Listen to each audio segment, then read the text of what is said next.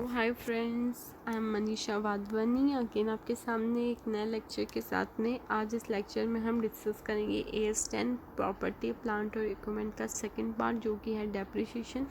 जैसे कि मैंने आपको बताया था, पहले डेप्रिसिएशन का एक अलग स्टैंडर्ड AS6 हुआ करता था, बट वो अब ICA ने विड्रॉल कर दिया है। तो अब आपके पास में जो भी है वो यही है, AS10 का सेकेंड पार्ट जैसे हम कवर करेंगे डेप्रिसिएशन को। आई होप आपको ये चीज़ समझ में आए। आपको AS10 का first part property plant equipment भी अच्छे से समझ में आ गया होगा। अभी डेप्रिसिएशन वाला पार्ट हम करेंगे। इसके साथ ही जो सेबी ऑफिसर पोस्ट के लिए एप्लीकेबल हो रहे हैं, जो उस एग्ज़ाम्स के लिए तैयारी कर रहे हैं, उनका सारे जो अकाउंटिंग स्टैंडर्ड की सीरीज़ है वो यहीं पे ख़त्म होती है। अब उनके कोर्स में बचा है फाइनल अकाउंट और fund flow and ratio analysis, और एक दो चैप्टर और बचे होंगे। तो उनके लिए अकाउंटिंग स्टैंडर्ड यही एप्लीकेबल हैं जो मैंने आपको बताया है। इसके अलावा डिटेल वाइज मैंने आपको एक एक चीज़ इसमें समझाई है, ताकि CA इंटरमीडिएट के कोई स्टूडेंट या फिर BBA BCom के स्टूडेंट भी अगर इसको देखना चाहते हैं अकाउंटिंग स्टैंडर्ड को, तो इजीली देख सकते हैं और इजीली समझ सकते हैं। So let's start. हाँ जी, अब हमारा नेक्स्ट टॉपिक रहेगा वो है डेप्रिसिएशन। डेप्रिसिएशन पहले AS6 का के लिए AS6 चला करता था, वो AS6 अब ICA ने विड्रॉल किया है, तो अब वो AS10 का ही पार्ट बनेगा। और AS10 के अंदर ही प्रॉपर्टी प्लांट और इक्विपमेंट के साथ ही डेप्रिसिएशन कवर होता है। अब आप पूछोगे फर्स्ट क्वेश्चन कि मैम डेप्रिसिएशन होता क्या चीज़ है। देखो, जब भी कोई आप असेट्स खरीदते हो तो हर साल उसकी जो वैल्यू होती है वो कम होती जाती है।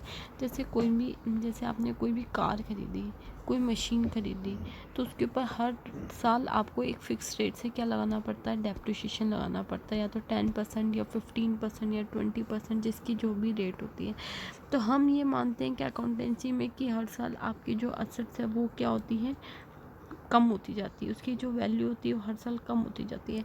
जैसे 2011 में आपने कार खरीदी है 5 लाख रुपए में, क्या आपको 2021 में भी उसकी वैल्यू 5 लाख रुपये या 6 लाख रुपये मिल सकती है? क्या नहीं मिल सकती, क्योंकि जैसे जैसे आप उसका यूज़ करोगे तो उसकी जो वैल्यू होगी वो क्या होगी, धीरे धीरे डिक्रीज़ होती जाएगी।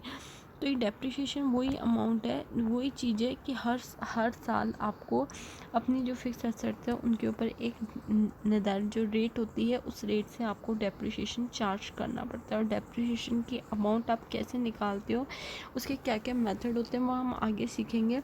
वर्बली तौर पे मैं आपको बता दूं कि डेप्रिसिएशन के mainly there are 2 method of depreciation. First is SLM method, that is called straight line method, and second is WDB method, that is called the diminishing method also. And third is the production method, जिसमें production के base के ऊपर आप depreciation calculate करते हो। Most probably आपके SLM method और WDB method ही पूछे जाते हैं। अब आता है कि आपका हर जो आइटम होता है प्रॉपर्टी प्लांट का, जो कॉस्ट के साथ होता है इन रिलेशन टू टोटल जो भी इसकी कॉस्ट होती है, उनमें से आपको हर साल उनका डेप्रिसिएशन क्या करना पड़ता है, माइनस करना पड़ता है। The enterprises allocate the amount initially recognise in respect of item of property plant and equipment to the significant parts and depreciate each such assets separately।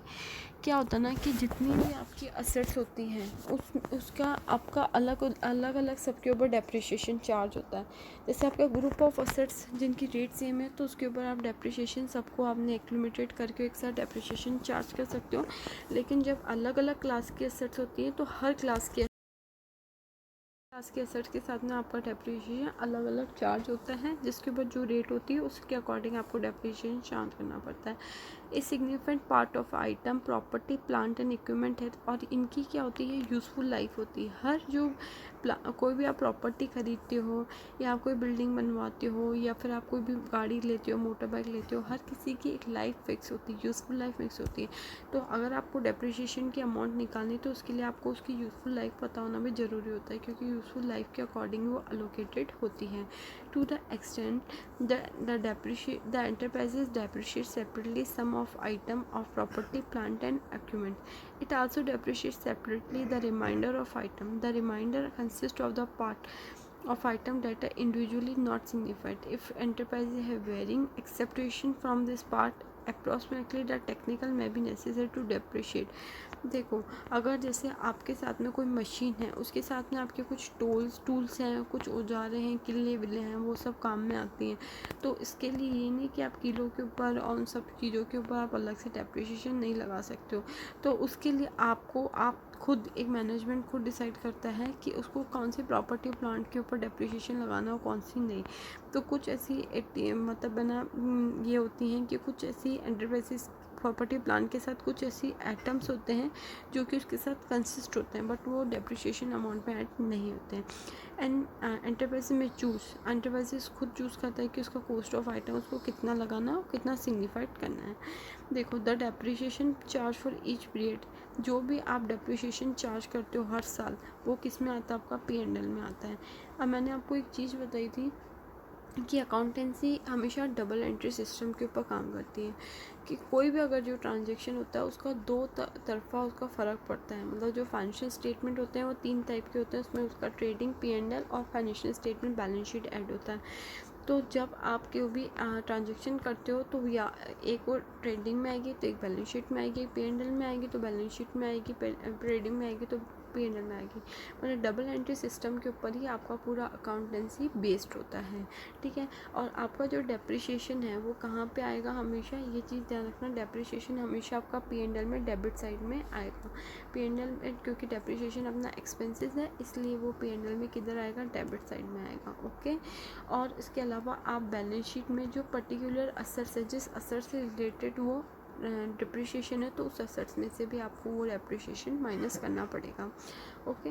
The depreciation charge for a period is usually recognised in the P&L account, however sometimes the future economical benefit embedded in an asset absorbs in production other asset. In this case the depreciation charge contribute part of the asset of the other asset. देखो, जब कोई depreciation है वो आपका क्या होता है ना, आपकी जो कॉस्ट है उसके साथ में किसी और पार्ट की भी कॉस्ट जुड़ी गई है, जो उस कोर्स को बनाने के लिए ज़रूरी हुआ है। तो उस सिचुएशन में जब आप डेप्रिशिएशन लेस करोगे तो आपका क्वेश्चन राइज होगा कि हम सिर्फ वो वाली कॉस्ट लें या फिर जिस कॉस्ट ने हमको कंट्रीब्यूट किया है उस चीज़ को बनाने के लिए हम उसकी भी कॉस्ट लें। तो उसकी सिचुएशन में क्या होगा? Depreciation of manufacturing plant and equipment included in the cost of conversion of inventory. The depreciation of property plant equipment use for the development activity में be included in the cost of intangible assets. वो cost of intangible assets होगा और उसको AS 26 intangible assets के according आप उसका AS 26 के according उसका प्रॉफिट एंड लॉस जाएगा, ठीक है। अब आएगा डेप्रिशिएशन अमाउंट। डेप्रिशिएशन जो अमाउंट होती है, सबसे पहले आपको सिस्टमेटिक बेस के ऊपर आपको उस अमाउंट की यूज़फुल असेट की यूज़फुल लाइफ पता होनी चाहिए और उसका रेड्यूसल वैल्यू बताना चाहिए। रेड्यूसल वैल्यू का मतलब होता है कि जब आप उस असेट्स को आफ्टर, जैसे कोई असेट है उसकी कोई असेट है जिसकी यूज़फुल लाइफ है 10 साल, 10 साल के बाद मुझे उस असेट का केवल 5,000 रुपये मिल रहा है, ठीक है। 5,000 रुपये वैल्यू मिल रहा है तो वो उसकी क्या हो गई? रिड्यूसल वैल्यू हो गई। मतलब at the end of the period आपको 5,000 रुपये मिल रहा है, तो आपकी जो भी कॉस्ट होगी, जैसे आपकी कॉस्ट 1 लाख है, 1 लाख में से आपने 5,000 रुपये रिड्यूसल वैल्यू माइनस की और यूज़फुल लाइफ आपकी कितनी हो गई? 10। तो 95,000 डिवाइडेड बाय 95,000 का आपका डेप्रिशिएशन हो जाएगा और उसको आप 10 में मतलब 10 सालों में डिवाइड करोगे तो 9,500 रुपये आपका डेप्रिशिएशन हर साल लगेगा, ठीक है।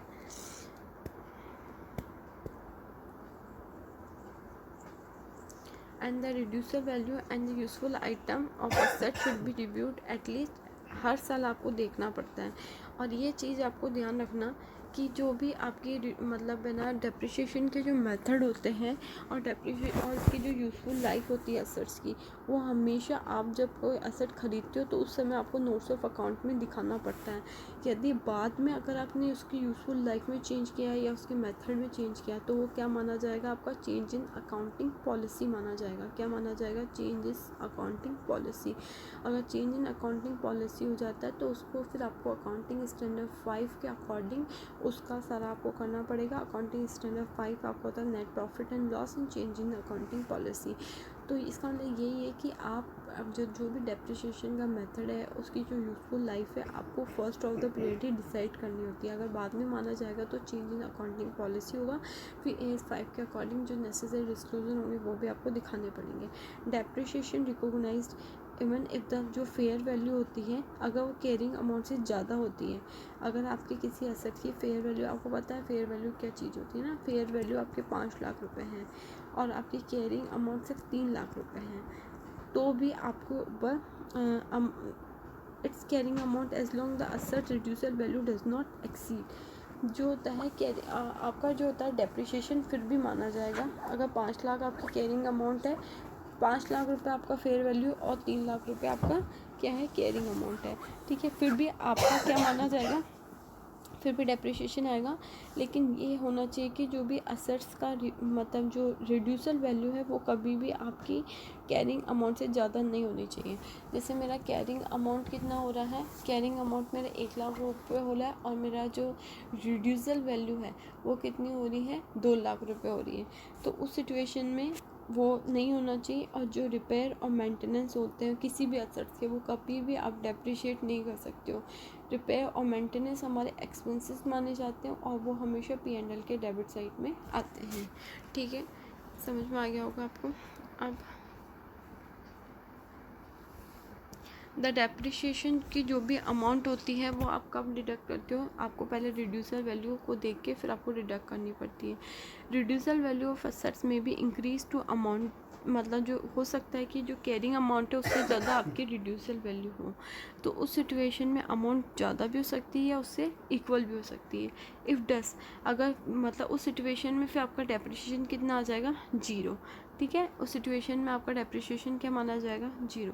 और depreciation of assets begin when it's available for use, ये बहुत इंपॉर्टेंट टॉपिक है कि जब भी आपने कोई असेट्स खरीदी है उसके बाद में उसके ऊपर डेप्रिसिएशन तब लगाना शुरू करेंगे जब वो असेट ओरिजिनली उस पर ऑपरेशन चालू हो जाएगा और उसका पूरा सेटअप हो जाएगा। कोई असेट्स है मैंने सिर्फ खरीदी और मेरी फैक्ट्री में पड़ी है और अभी तक मैंने उसको कभी भी ऑपरेट नहीं किया और ना मैंने उसको मतलब अभी तक लगाया है और ना वो मेरे यूज़ में आ रही, तो उसके ऊपर मैं डेप्रिसिएशन चार्ज नहीं कर सकती। आपका डेप्रिसिएशन तब भी होगा जब वो आपने असेट्स को मतलब ना एक्टिव यूज़ किया है और उसके बाद में आपने उस असेट्स के ऊपर आप ऑपरेशन कर रहे हो। A depreciation of asset cease at the earlier of the date that the asset is retired from active use is held for disposal. The date that the asset is derecognized. Therefore, depreciation does not cease when the assets become ideal. जब आपके कोई भी assets अगर बिल्कुल dispose हो जाती है तो उस सिचुएशन में जितना भी आपका डेप्रिसिएशन का अमाउंट होगा वो assets पूरी ही डेप्रिसिएशन हो जाएगी, ठीक है। और under the uses of method of production method of depreciation, the depreciation charge शून्य भी हो सकता है जब किसी एसेट्स के ऊपर कोई भी प्रोडक्शन नहीं हो रहा और वो सिर्फ पड़ी है, अभी तक उसके ऊपर आपने कोई भी ऑपरेशन चालू नहीं किया है एक्टिव यूज़ का, तो उस सिचुएशन में आपके ऊपर उसके ऊपर उस एसेट्स के ऊपर आप डेप्रिसिएशन चार्ज नहीं कर सकते। The future economical benefit embodied in assets that are consumed by the enterprises principally through its use. However other factors such as technical or the commercial wear and tear while the asset remain idle often result in diminution of the economical benefit that might have obtained from the asset. Consequently all the factor, देखो कोई भी asset ऐसी होती है जिसका future economical benefit होना चाहिए, उसके साथ में उसके जो अदर फैक्टर देखे जाते हैं जैसे वो टेक्निकल फैक्टर्स, कॉमर्शियल, और उसके बाद जो असेट्स आइडल रहनी चाहिए और उसका फ्यूचर इकोनॉमिकल बेनिफिट बनना चाहिए। तो क्या क्या फैक्टर आप देखोगे, एक तो उसका असेट्स का यूज़ कितनी है, उसकी क्या एक्सेप्टेड यूजेस हैं और एक्सेप्टेड फिजिकल वियर, और फिजिकली वो असेट कितना आपको काम में आनी पड़ती है, वो उसके ऑपरेशनल फैक्टर पे काम करेगा कि आप कितनी यूनिट्स बना रहे हो, कितना आप प्रोडक्शन कर रहे हो, कितना उसको यूज़ कर रहे हो और कितना उसकी समय समय पर मेंटेनेंस करवा रहे हो। टेक्निकल और कॉमर्शियल ऑब्सोलेंस का मतलब होता है कि अगर जैसे आप इम्प्रूवमेंट कर रहे हो प्रोडक्शन में या फिर चेंज इन मार्केट की मार्केट की डिमांड के अकॉर्डिंग आप क्या कर रहे हो, असेट्स को कम कर रहे हो, ज़्यादा कर रहे हो, तो उस अकॉर्डिंग आपको क्या करना पड़ता है कि उस अकॉर्डिंग आपके असेट्स क्या होती हैं, बढ़ती है या कम होती हैं। तो ये सारे जो फैक्टर्स होते हैं वो आपको ध्यान में रखना पड़ता है, जो कि आपके असेट्स की फ्यूचर इकोनॉमिकल बेनिफिट को बताते हैं। लीगल और सिमिलर लिमिट्स भी देखनी पड़ती है। यूज़फुल लाइफ का मतलब ये होता है कि कोई भी असेट जो कितने साल चलेगी, उस असेट्स की वैलिडिटी कितनी है और वो कितने साल काम कर सकती है असेट, वो आपका होता है useful life of assets. Okay, और ये जो होता है कि मतलब है ना फ्यूचर, उस असेट का फ्यूचर इकोनॉमिकल बेनिफिट क्या है और उसकी यूज़फुल लाइफ क्या होती है, वो एंटरप्राइजेस खुद अपने जजमेंट और एक्सपीरियंस के बेस पे ही तय करेगा। अब एक और इम्पॉर्टेंट टॉपिक होता है लैंड और बिल्डिंग। देखो, लैंड और बिल्डिंग हमेशा एक सेपरेबल असेट्स है। आप इन दोनों को जॉइंट असेट्स नहीं मान सकते। लैंड, कोई आपने लैंड खरीदी, उसके ऊपर बिल्डिंग खरीद ली, बनाई, तो ऐसा नहीं है कि आपने लैंड और बिल्डिंग एक करके आपने उसके ऊपर क्या लिख दिया, डेप्रिसिएशन की अमाउंट लिख दी। नो, लैंड के ऊपर आपका डेप्रिसिएशन अलग चार्ज होगा और बिल्डिंग के ऊपर आपका डेप्रिसिएशन अलग से चार्ज होगा। ये दोनों अलग हैं, ठीक है, विद सब exception.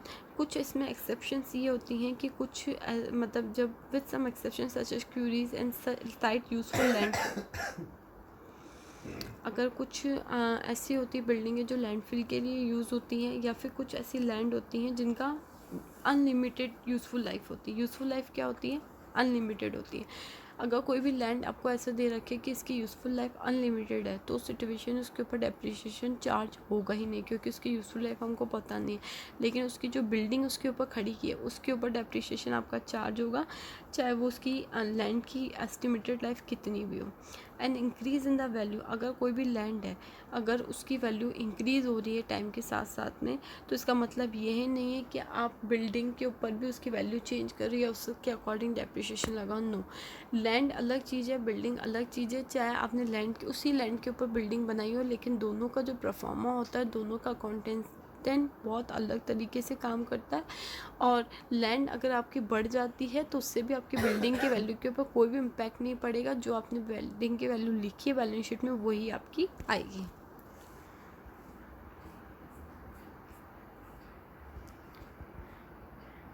In the cost of land include the cost of, देखो कॉस्ट ऑफ लैंड के अंतर्गत क्या क्या आता है आपका, डिसमेलिटेशन, रिमूवल, रिस्टोरिंग, ये सब the portion of the land assets is appreciation over the period obtain by the increase such code. इन सब केसेस द लैंड इटसेल्फ, कुछ ऐसे केसेस होते हैं जिसमें लैंड का खुद का ही यूजफुल लाइफ लिमिटेड होती है, तो उस सिचुएशन में तो आपको उसको डेप्रिशिएशन लगाना पड़ता है।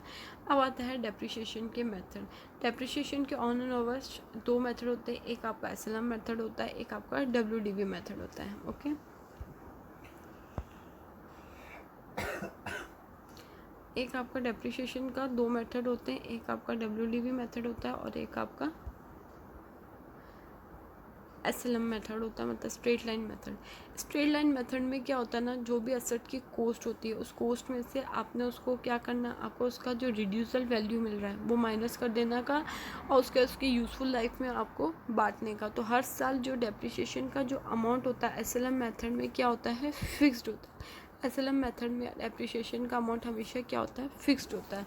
और डब्ल्यूडीवी मेथड के अंदर क्या होता है ना, कि जैसे जो आप कैरिंग अमाउंट लेते हो, जैसे डेप्रिसिएशन माइनस करते हो आप हर साल, उसके बाद जितनी भी आपकी कैरिंग अमाउंट मिलती है, तो उस कैरिंग अमाउंट के ऊपर आपका डेप्रिसिएशन चार्ज होता है। उसका जो डेप्रिसिएशन होता है वो फिक्स नहीं रहता है, हर साल आपका डेप्रिसिएशन उसमें चेंज होता रहता है, ठीक है। तो ए variety of depreciation method can be use, बहुत सारे मेथड है जो आप यूज़ कर सकते हो। इसमें सिस्टमेटिक बेस पे आपको यूजफुल में बांटना पड़ता है, वो आपका एसएलएम मेथड होगा। एक आपका डिमिनिशिंग बैलेंस मेथड होगा, जिसको आप डब्ल्यूडीवी मेथड भी कहते हो। एक आपका यूनिट ऑफ प्रोडक्शन मेथड होगा। स्ट्रेट लाइन मेथड में हमेशा क्या होता है, स्ट्रेट लाइन मेथड में आपका डेप्रिसिएशन का जो अमाउंट होता है वो हर साल फिक्स्ड होता है, और आपको उस डेप्रिसिएशन के अमाउंट में को उसकी जितनी भी यूजफुल लाइफ है उसमें आपको अलोकेटेड इक्वल ही करना पड़ता है। और डब्ल्यूडीवी मेथड में क्या होता है ना,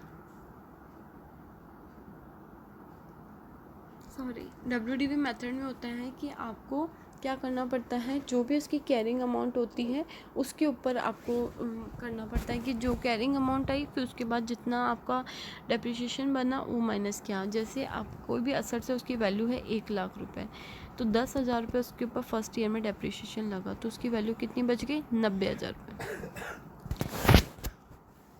फिर इसके ऊपर आपने डेप्रिसिएशन लगाया तो ये 9,000 रुपये कटा, फिर वैल्यू बच गई 81,000 रुपीज़, फिर 8,100 रुपये माइनस किए तो वैल्यू।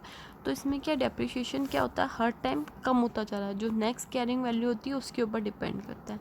और यूनिट ऑफ प्रोडक्शन मेथड ये कहलाता है कि आपका जो भी एक्सेप्टेड यूज़ होगा, जितना भी प्रोडक्शन होगा उस हिसाब से आपको क्या होगा, डेप्रिसिएशन कम या ज़्यादा करना पड़ेगा। ठीक है, तो ये मतलब the enterprises like the method that, मतलब एंटरप्राइजेस खुद अपने बेस पे मेथड डिसाइड करती है कि उसको कौन सा मेथड चेंज करना है।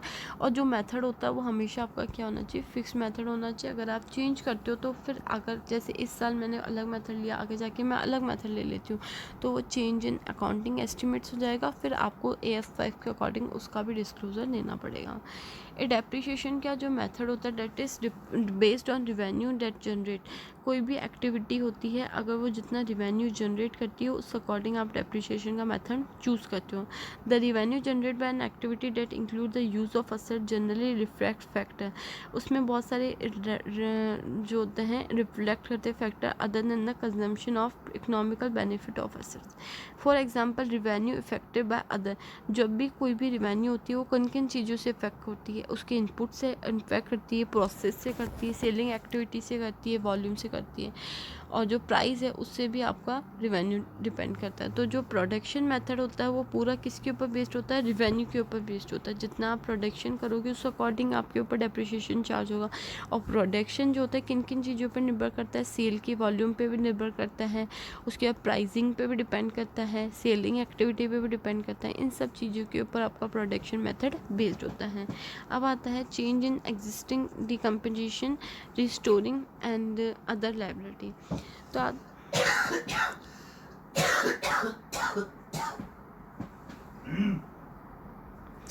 The cost of property plant equipment में अंडरगो चेंजेस इन सब्सिक्वेंट। देखो, एक कॉस्ट, अपन ने कोई भी प्रॉपर्टी प्लांट और इक्विपमेंट खरीदी, उसके बाद हो सकता है कि उसमें अपन कोई भी चेंजेस कर रहे हैं। जैसे आपने कोई भी असर्स नहीं खरीद रहे हो, या फिर उसके ऊपर पुराने के ऊपर आप कंस्ट्रक्शन करवा रहे हो, या फिर आपके ना या प्रॉपर लाइबिलिटी में चेंज हो जाता है, या आपके प्राइस एडजस्टमेंट में चेंज हो जाता है, या ड्यूटीज़ में चेंज हो जाता है। तो उस सिचुएशन में क्या होता है ना कि आपको if the related asset is measure using the cost model, यदि जो भी आपकी रिलेटेड असर्ट्स है वो कोस्ट मॉडल के अकॉर्डिंग है। देखो, मैंने आपको पहले ही बताया था कि जो आपकी प्रॉपर्टी प्लांट और इक्विपमेंट्स हैं वो 2 मॉडल पे चलते हैं, या तो कोस्ट मॉडल पे आप उसको करते हो या फिर आप रिवैल्यूएशन मॉडल पे करते हो।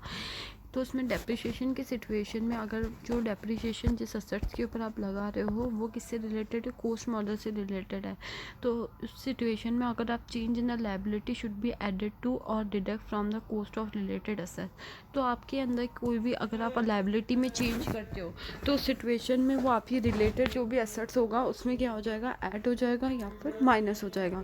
जैसे अगर आपकी असेट्स है वो जो कि अगर आपके जो असेट्स है अगर वो कम हो रही है तो सिचुएशन में वो माइनस हो जाएगी, और असेट्स अगर बढ़ रही है तो वो ऐड हो जाएगी। ठीक है, the amount deduct from the cost of the asset should not exceed the carrying amount. जो आप अमाउंट डिडक्ट करोगे कोस्ट ऑफ असेट्स में से वो आपकी कैरिंग अमाउंट से ज़्यादा नहीं होनी चाहिए। मतलब ये है कि जो जैसे आपके पास में लायबिलिटी मतलब जैसे आपके पास लायबिलिटी माइनस हो रही है, जैसे 10 लाख की आपकी अमाउंट आ रही थी पोस्ट, उसमें से आपने लायबिलिटी माइनस की 5 लाख की, तो वो 5 लाख रुपए, लेकिन कैरिंग अमाउंट आपके पास में 6 लाख रुपए है, तो वो उससे ज़्यादा नहीं आनी चाहिए। मतलब अमाउंट डिडक्ट करने के बाद में कैरिंग अमाउंट से ज़्यादा नहीं होनी चाहिए।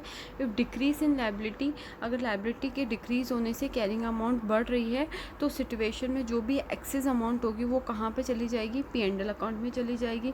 If the adjustment result in addition to cost of an assets the enterprises should consider whether this is a indication that the new carrying amount of the asset may not be fully recoverable. If it is such an indication, the entire should test the assessment for impairment as by AS 21. देखो, सबसे पहले तो आपके पास में मैंने आपको बताया था कि चेंज इन द लायबिलिटी में अगर चेंज कर रहे हो या फिर आप अकाउंटिंग पॉलिसी में कोई भी चेंज कर रहे हो, तो सिचुएशन में आपके पास में जितना भी आप चेंज करते हो, या तो आपकी अमाउंट प्लस हो जाएगी या माइनस होगी। लायबिलिटी बढ़ेगी तो ऐड हो जाएगी अमाउंट, और माइनस होगी तो आपके क्रेडिटर्स कम हो जाएंगे। ठीक है, तो जितना भी इंक्रीज़ और डिक्रीज़ होता है वो आप किस में करते हो, उसकी कॉस्ट ऑफ असेट्स में करते हो। जितनी भी कॉस्ट दी होती है ओरिजिनल, उसमें करते हो। लेकिन आपने जो कॉस्ट दिखी है उसमें से अगर आपने जितनी भी चेंज इन लायबिलिटी की है, उसके बाद जो भी अमाउंट बचती है वो केयरिंग अमाउंट से ज़्यादा नहीं होनी चाहिए। केयरिंग अमाउंट से ज़्यादा नहीं होनी चाहिए। अगर और कुछ भी अगर एक्सेस होता है तो उस सिचुएशन में आप तुरंत उसको कहाँ पे चले जाएगा, वो P&L अकाउंट में चला जाएगा। और ये भी देखना चाहिए कि जो भी अमाउंट एक्सीड हुई है वो रिकवरेबल अमाउंट से ज़्यादा नहीं हो। अगर रिकवरेबल अमाउंट से ज़्यादा हो जाएगी तो फिर वो AS 20 इम्पेयरमेंट लॉस के अकॉर्डिंग अपन को उसका करना पड़ेगा। ओके, अब आता है कि अगर वो रिलेटेड एसेट रिवैल्यूएशन मॉडल से रिलेटेड है तो changes in liability of the revaluation surplus deficient previously recognised on that asset so that a decrease in the liability should be credited directly to. देखो, अगर आपके पास में कोई भी डिक्रीज होती है लायबिलिटी, तो तुरंत किस में चला जाएगा, रिवैल्यूएशन रिजर्व में चला जाएगा। क्योंकि मैंने आपको बताया था रिवैल्यूएशन मॉडल में जितना भी एडिशन होता है और जितना भी माइनस होता है वो रिवैल्यूएशन सरप्लस रिजर्व नाम का एक अलग से ही आपको अकाउंट बनाना पड़ता है, उसी में प्लस माइनस होता है। तो जितना भी अगर आपकी लायबिलिटी में डिक्रीज होगा तो वो सारा कहाँ पे क्रेडिट हो जाएगा, रिवैल्यूएशन रिजर्व में क्रेडिट हो जाएगा। In the owner except that it should be recognized in the statement of P&L to the extent that is reversed in revaluation defect। अगर ये है कि ये तो आपके पास में फिक्स है, अगर ये आपका जो रिज़र्व है, जितना भी आपका रिज़र्व का अमाउंट है वो आगे जाके वापस रिवर्स होगा मतलब क्या होगा, अभी क्रेडिट हुआ है फिर आपको उसको आगे जाके वापस से देना पड़ेगा। तो सिचुएशन में वो किधर आ जाएगा, P&L अकाउंट में आएगा। अगर परमानेंट है तो सिचुएशन में तो रिवैल्यूएशन सरप्लस में आ जाएगा, क्रेडिट हो जाएगा। और अगर ये वापस रिजर्व होगा, रिवर्स हो रहा है, तो रिवर्स होने की सिचुएशन में आपके पास में क्या होगा, रिवर्स होने की सिचुएशन में P&L अकाउंट में आएगा। ठीक है, एंड इंक्रीज, ये तो हो गया डिक्रीज इन लायबिलिटी। अगर इंक्रीज होगा लायबिलिटी में तो फिर वो रिवैल्यूएशन रिजर्व सरप्लस में डेबिट में आ जाएगा। ठीक है, and except it should be debited directly to revaluation reserve in the honor interest to the extent of any credit balance existing in the revaluation surplus in that respect। और उसके बाद में अब वैसे तो किस में आ जाएगा, आपके पास में इंक्रीज इन लायबिलिटी आपके पास में किस में आ जाएगा, डेबिट हो जाएगा रिवैल्यूएशन रिजर्व में। अगर वो रिवर्सल से संबंधित है तो सिचुएशन में आपको P&L अकाउंट में उसको लिखना पड़ेगा डेबिट साइड में। ठीक है, अब आता है in the event that a decrease in liability exceed the carrying amount that would have been recognized and asset carried under the cost model, the excess should be recognized immediately। अब आपको ये पता चल गया कि अगर आपकी लायबिलिटी में चेंज होने से अगर कोस्ट मॉडल के अंदर अंडर द कोस्ट मॉडल अगर लायबिलिटी में कोई भी चेंज आता है, उससे अगर अमाउंट में कोई भी फ़र्क आ जाता है तो वो जो अमाउंट जाती है बैलेंसिंग फिगर वाली, वो कहाँ पे चली जाती है, P&L में चली जाती है। और रिवैल्यूएशन मॉडल के अंदर क्या होता है, रिवैल्यूएशन रिजर्व में चली जाती है। ठीक है, the adjusted depreciable amount of assets, जो भी अमाउंट आपकी डेप्रिशिएबल हुई है वो पूरे ऑल ओवर द यूजफुल जो लाइफ होगी उसमें बढ़ जाएगी। Therefore once the related asset है, जब वो असेट्स है वो एंड ऑफ यूजफुल लाइफ चली जाएगी, तो all subsequent changes in the liability should B, जितने भी आपने बाद में चेंजेस किए वो सब किस में चले जाएंगे, P&L अकाउंट में। तो ये दोनों मेथड में ऐसे ही होगा। दोनों मेथड में जो डेप्रिशिएशन का काम होगा वो सेम ही होगा। डेप्रिशिएशन की जो भी अमाउंट होगी वो आपके पास में जितनी भी यूज़फुल लाइफ है उसमें बढ़ जाएगी। जैसे 10 साल है और 1 लाख रुपए का आपका डेप्रिशिएशन का अमाउंट बन रहा है, तो 10-10 हज़ार रुपये हर साल आपको डेप्रिशिएट करना पड़ेगा। ठीक है, और उसके बाद ऑल सब्सिक्वेंट जितने भी आपके फिर चेंजेस होते हैं लायबिलिटी में, उस अकॉर्डिंग वो P&L अकाउंट में डेबिट या क्रेडिट हो जाएंगे। ठीक है, अब आता है आपके पास में इम्पेयरमेंट के ऊपर क्या होता है ना, आपके पास में इम्पेयरमेंट जो है वो AS 28 में कवर होता है, जो कि सेबी के मॉड्यूल में, सेबी के सिलेबस में कवर नहीं है। तो वो 28 में अंदर आपका कवर होगा इम्पेयरमेंट। उसमें आपको रिकवरेबल अमाउंट निकालनी पड़ती है और इम्पेयरमेंट लॉस निकालना पड़ता है। अब आता है compensation for impairment. Compensation from third party for item of property plant equipment that were impaired and lost in given up should be included.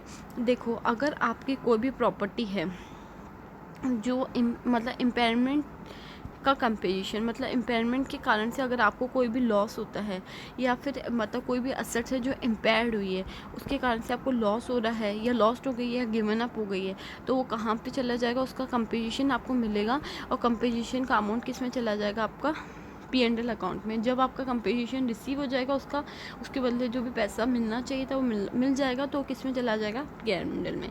Impairment or losses of item property plant equipment related claims or payment of compensation from third party and any subsequent purchase or construction of replacement of asset are separate economical event.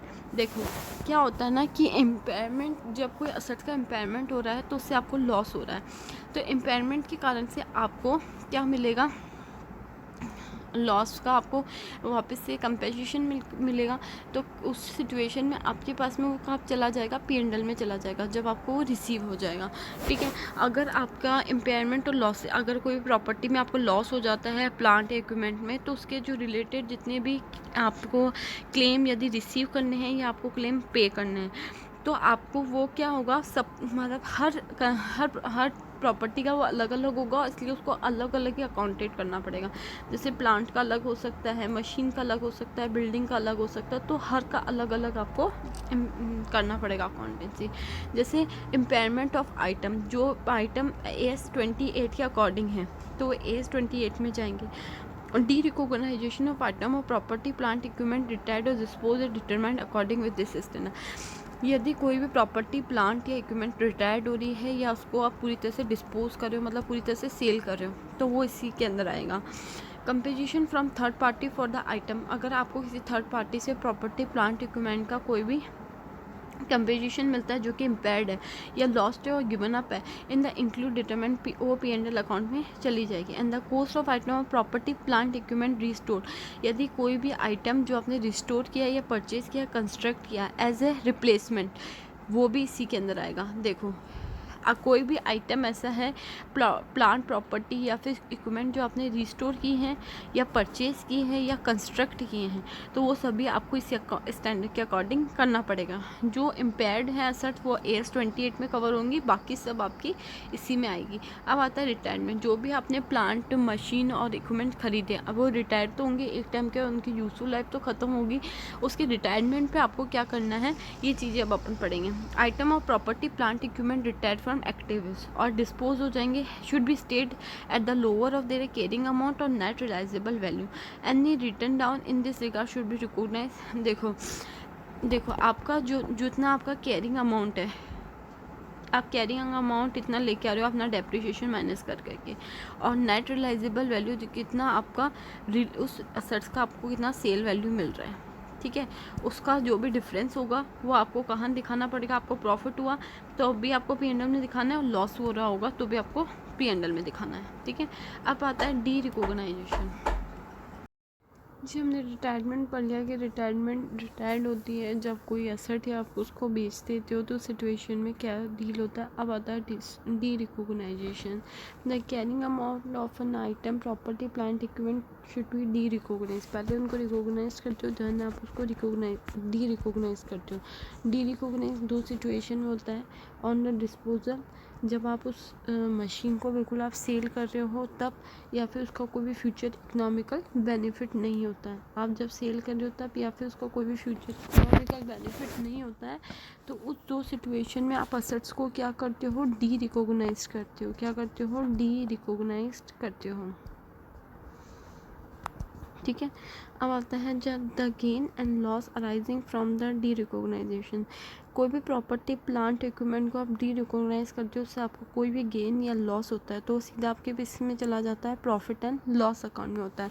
But अगर वो property plant और equipment आपका lease से related है, किससे related है, lease से। तो लीज के ऊपर AS कौन सा एप्लीकेबल होता है आपका, 19। तो वो उसमें फिर आपको AS 19 के अकॉर्डिंग ही उसका करना पड़ेगा, और उसमें फिर जो भी प्रॉफिट और गेन होंगे वो क्लासिफाइड नहीं होंगे as a revenue as definition. Otherwise देखो, when the item derecognise unless AS 19 lease require otherwise on sale and lease back. देखो, अगर आपके पास में लीज होगा तो वो मतलब AS 19 में चला जाएगा, और इसमें जो भी गेन होगा वो कभी भी आप उसको रिवेन्यू नहीं मान सकते, आपकी सेल नहीं मान सकते AS 9 के अकॉर्डिंग।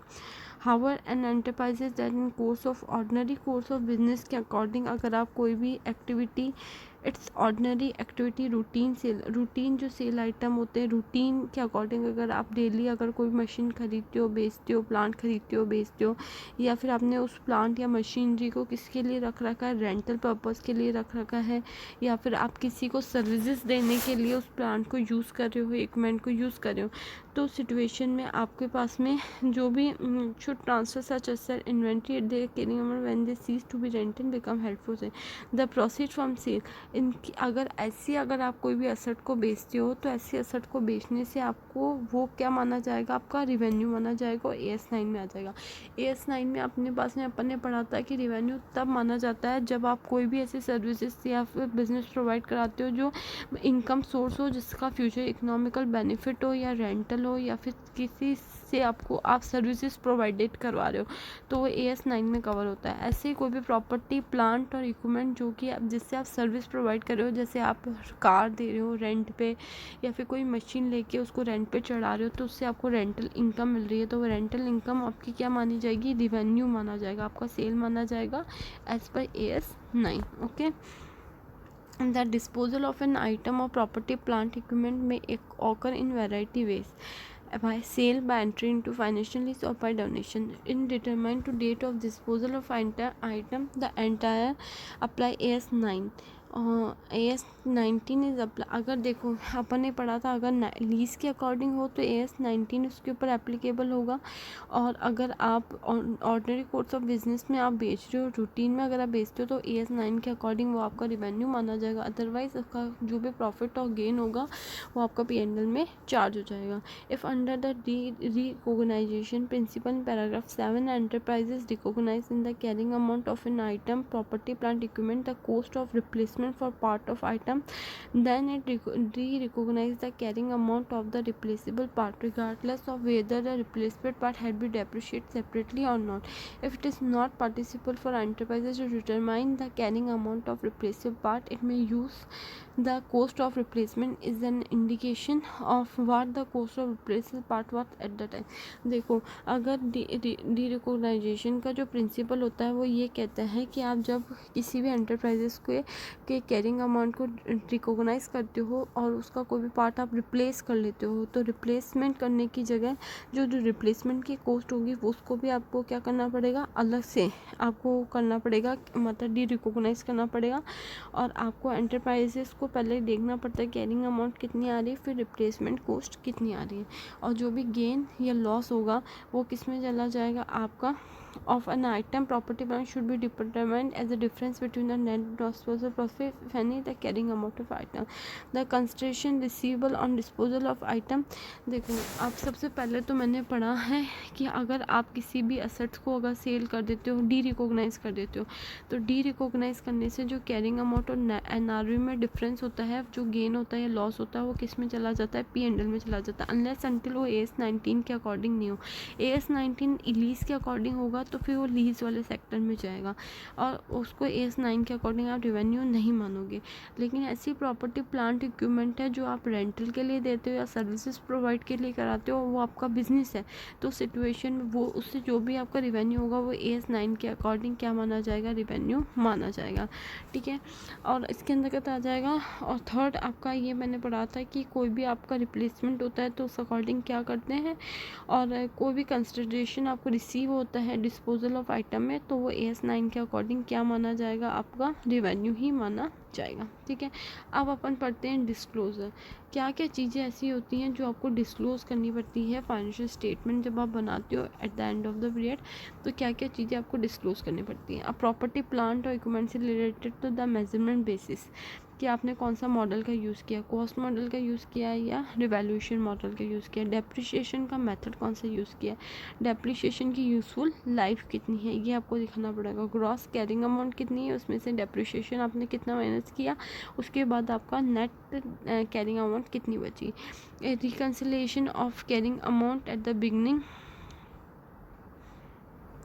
आपको एक रिकन्सिलेशन बनाना पड़ेगा कैरिंग अमाउंट का, उसमें आपको दिखाना पड़ेगा एडिशन कितना हुआ, कितनी एसेट गई पूरे साल में, कितनी एसेट्स नहीं आई, कितनी एसेट आपने एक्वायर की है और कितना आपका इंक्रीज या डिक्रीज़ हुआ है किसके कारण से, रिवैल्यूएशन के कारण से, तो वो भी आपको दिखाना पड़ेगा। इसके अलावा आपका इम्पेयरमेंट लॉस हुआ है या फिर उसके बाद में वो बड़ा है, रिवर्स हुआ है, तो भी आपको दिखाना, शो ऑफ करना पड़ेगा। किस में दिखाना पड़ेगा, आपके डिस्क्लोजर में। इम्पेयरमेंट लॉस आपको दिखाना पड़ेगा P&L अकाउंट में, अगर रिवर्स हुआ है तो वो भी आपको शो करना पड़ेगा, डेप्रिसिएशन शो करना पड़ेगा, और आपका कोई भी अगर करेंसी में चेंज होता है तो AS 11 के अनुसार उसको भी आपको डिस्क्लोज करना पड़ेगा, और अदर चेंजेस को भी आपको डिस्क्लोज करना पड़ेगा।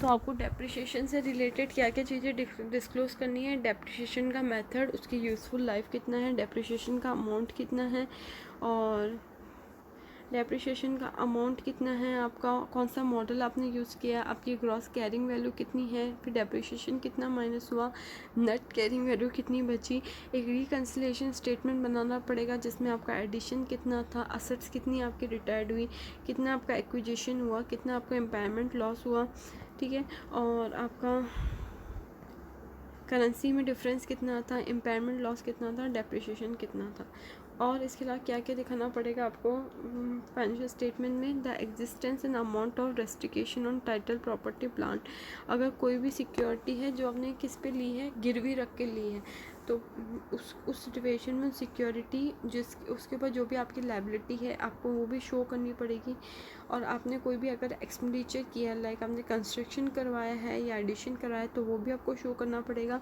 And the amount of contractual commitment, अगर आपने कोई भी प्रॉपर्टी का एक्विजिशन किया उसके लिए आप एक कॉन्ट्रैक्टल अमाउंट दे रहे हो तो अमाउंट का भी आपको जितना भी पैसा है वो लिखना पड़ेगा। If it is not disclose separately on the face of profit and loss, the amount of composition, आपने वो कंपोजिशन वाला टॉपिक अपने पढ़ा था कि आप थर्ड पार्टी को कितना भी जब इम्पेयरमेंट लॉस होता है किसी से भी असर से, तो आप थर्ड पार्टी को कितना आप क्या देते हो, कंपोजिशन देते हो, तो आपको वो कंपोजिशन भी दिखाना पड़ेगा। अब आता है सिलेक्शन ऑफ द डेप्रिसिएशन, आपने डेप्रिसिएशन के मेथड का कौन सा सिलेक्शन किया है, उसकी यूज़फुल लाइफ कितनी है, और आपको वो सब चीज़ें, डेप्रिसिएशन का अमाउंट कितना है, वो सब चीज़ें आपको क्या करनी पड़ेगी, डिस्क्लोज करनी पड़ेगी, डेप्रिसिएशन, एक्यूमुलेटेड डेप्रिसिएशन सब इन अकॉर्डिंग टू AS5 आपका क्या होता है, net profit change in accounting policies, तो अगर आपने कोई भी अकाउंटिंग पॉलिसी में चेंज किया है या नेट प्रॉफिट आपका कितना हुआ है, वो सब चीज़ें आपको क्या दिखानी पड़ेगी, वो भी आपको फाइनेंशियल स्टेटमेंट में डिस्क्लोज करनी पड़ेगी, ठीक है।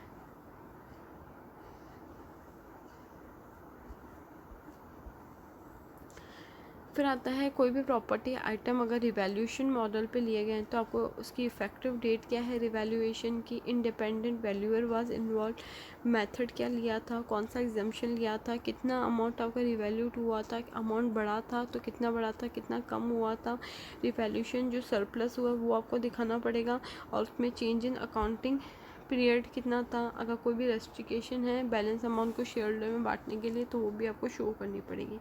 AS 28 के अकॉर्डिंग अगर आपको एंटरप्राइजेस को जितनी भी इम्पेयरमेंट लॉस हुआ है, इम्पेयरमेंट प्रॉपर्टीज़ को AS 28 के अकॉर्डिंग आपको रिकॉग्नाइज करना पड़ेगा। इसके अलावा और क्या क्या डिस्क्लोज करना पड़ेगा, अमाउंट कितनी है, ग्रॉस कैरिंग अमाउंट कितनी है, डेप्रिसिएशन कितना है, रिवैल्यूएशन कितना है, ये सब चीज़ें आपको यूज़ करनी पड़ेगी। तो इसी के साथ आपका AS 10 का सेकंड पार्ट डेप्रिसिएशन भी यहीं ख़त्म होता है। आई होप आपको ये सब चीज़ें समझ में आई होगी। आज अपना अकाउंटिंग स्टैंडर्ड का जो पूरा सिलेबस है वो ख़त्म हो चुका है। नेक्स्ट अपन फाइनेंशियल अकाउंट पढ़ेंगे। आई होप आपको ये चीज़ समझ में आई हो, और कोई भी दिक्कत हो आप मुझसे कमेंट सेशन में पूछ सकते हैं, और अपनी तैयारी अच्छी रखिए। ये सब चीज़ें मैं आपको डिटेल वाइज बता रही हूँ क्योंकि एक स्पेसिफिकली मेरा मोटो सेबी नहीं है, मेरा मोटो BCom MCom सी इंटरमीडिएट के भी स्टूडेंट्स हैं, तो अच्छा है कि अगर आप डीपली पढ़ेंगे तो आपको ही प्रॉफिट होगा आगे चल के, तो बेस्ट है।